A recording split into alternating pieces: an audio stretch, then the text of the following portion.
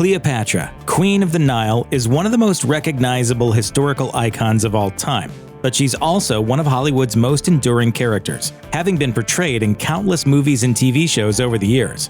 These are the very best portrayals of Cleopatra on screen, ranked. While Leonor Varella's name may not necessarily ring any bells, fans of the Blade trilogy probably recognize her as Wesley Snipes' sworn enemy Nyssa from Blade 2. Playing the part of a seductress was clearly no sweat for Varela, and in 1999, she snagged the titular role in Cleopatra, a 3-hour miniseries, which was eventually nominated for 4 Primetime Emmy Awards. Critics were a little harsher, however, with the New York Times declaring, "It's big, it's bad, it's Cleopatra. What else could anyone expect?" As the outlet went on, "This version strains so hard to make her an overachieving modern woman that she might as well have a to-do list taped to her throne." On the other hand, New York Magazine was slightly more forgiving to the $30 million production, adding that, "Half Chilean and half French, she's exotic enough not to need additives of kohl or lacquer. Dark-eyed, olive-skinned, raven-haired, and lithe-limbed, not to mention imperial pouty. She's a lot more Wild Thing than Pop-Tart." Nonetheless, Varela is living proof that looks aren't quite enough to get by as Queen of the Nile.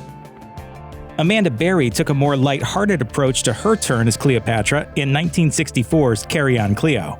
As part of the notorious Carry On series, the movie takes a bawdy, humorous approach to Cleo's story. In this case, Shakespeare's Antony and Cleopatra. The movie is worth taking a peek at, if anything, because it reused the set and costumes from 1963's iconic Cleopatra, meaning that, if nothing else, the production values are surprisingly high. Longtime British soap fans may recognize Berry from Coronation Street, but the comedian first catapulted into the spotlight thanks to the Carry On movies. So, what did the reviews say? Across the pond, the New York Times dubbed it a cheap travesty, adding that it is burdened with some of the most atrocious gagged-up dialogue. "I have a poisonous asp." Oh, I wouldn't say that. But maybe you can chalk this review up to the English having a different sense of humor, as The Guardian offered up some significant praise, writing, "Carry On Cleo gets it right on the money when it comes to the sense of humor on the Nile in the 1st century BC. As for Berry, there's no denying Carry On Cleo gave the actress some Tinseltown publicity, with 1963's Cleopatra actor Richard Burton even once declaring, 'My God, the girl who plays Cleopatra in Carry On Cleo is sexier than Elizabeth Taylor.' Janet Sussman played Cleopatra in the Royal Shakespeare Company's TV movie Antony and Cleopatra in 1974. The film was received well by the British Academy of Film and Television Arts, earning director John Scofield an award for Best Single Play, while Sussman herself got a BAFTA nomination for Best Actress. The star is truly mesmerizing to look at as the Queen of the Nile, and she was already an acting heavyweight at the time, being described by The Guardian as one of the giants of the British stage in the 60s and 70s. Sussman was even poised for Hollywood for a while, yet never quite made it. Having starred in a plethora of Shakespearean roles throughout the 60s and 70s, the actress nonetheless explained to the outlet that she believes Tinseltown is too, quote, conservative.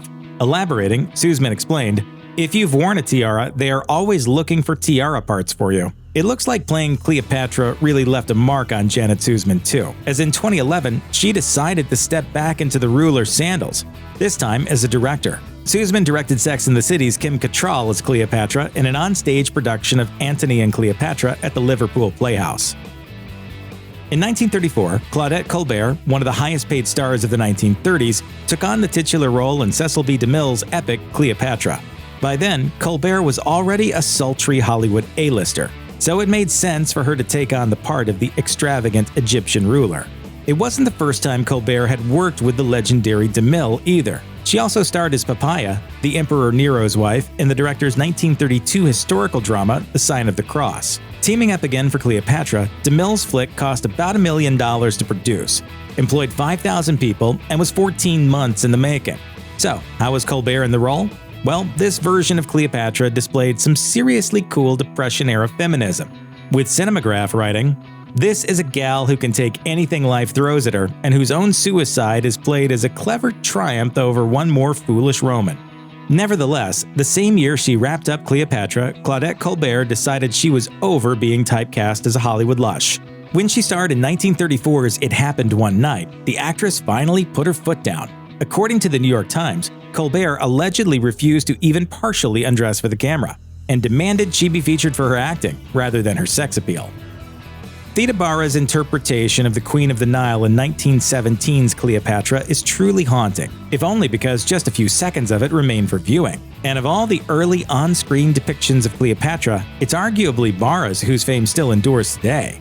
In 1936, the legendary silent star mused on a radio show, "Hollywood entertainment has certainly developed amazingly since I was making pictures. Before pictures grew up and started to talk, we had to translate all emotion into pantomime.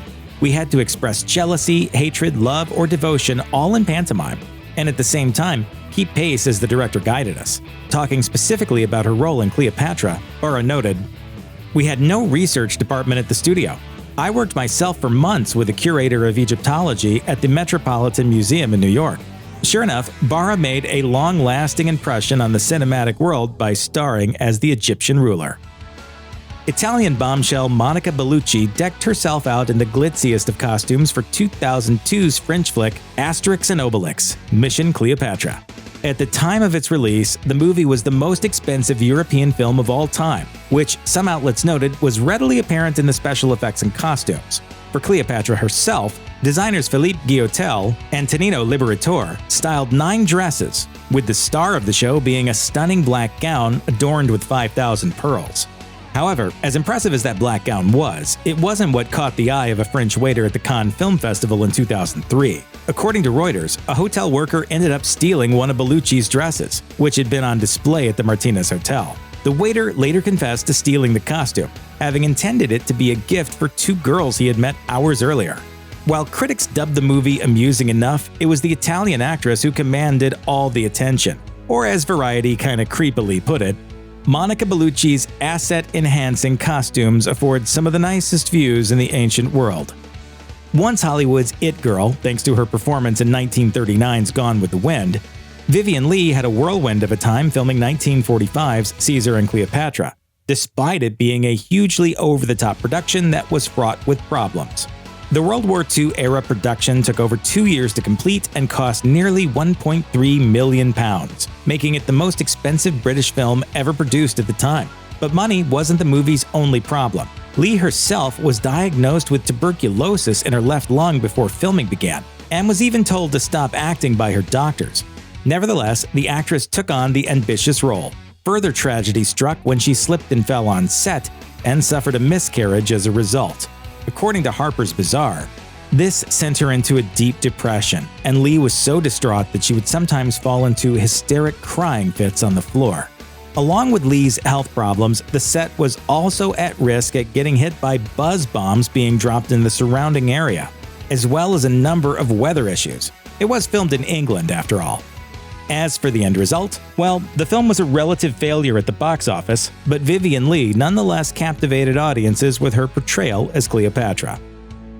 Before she became a silver screen icon, Sophia Loren starred as Cleopatra in the Italian comedy 2 Nights with Cleopatra in 1954. That same year, she took on yet another leading role in The Gold of Naples, and the 2 films together quickly established her as one of the up-and-coming stars of Italian cinema.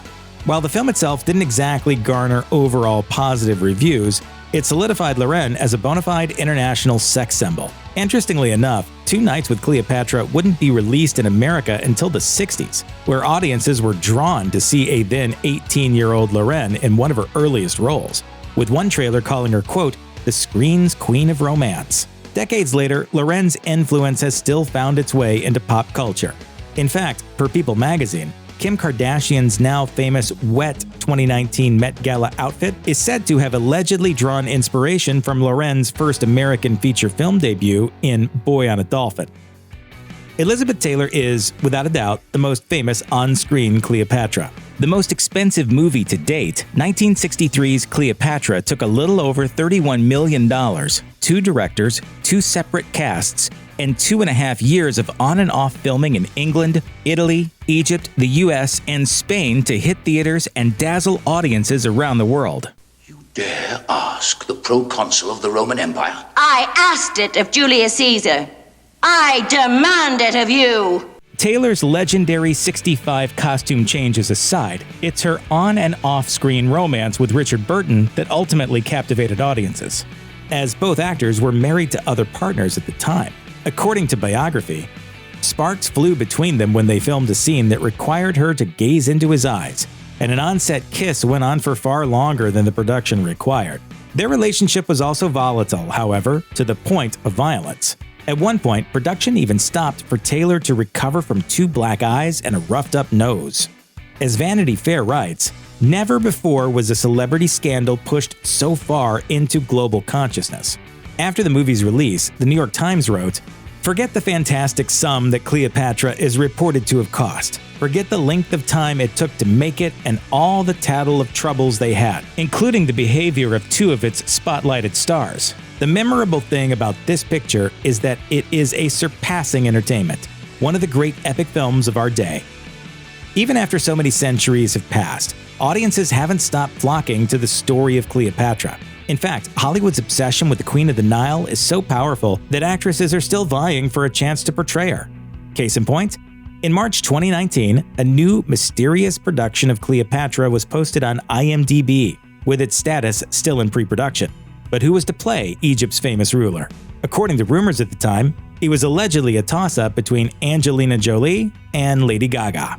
Soon enough, however, the truth was revealed. And in October 2020, it was revealed that Gal Gadot would be starring in Cleopatra, with director Patty Jenkins taking the helm. The pair had previously collaborated, of course, on Wonder Woman and its follow-up, Wonder Woman 1984.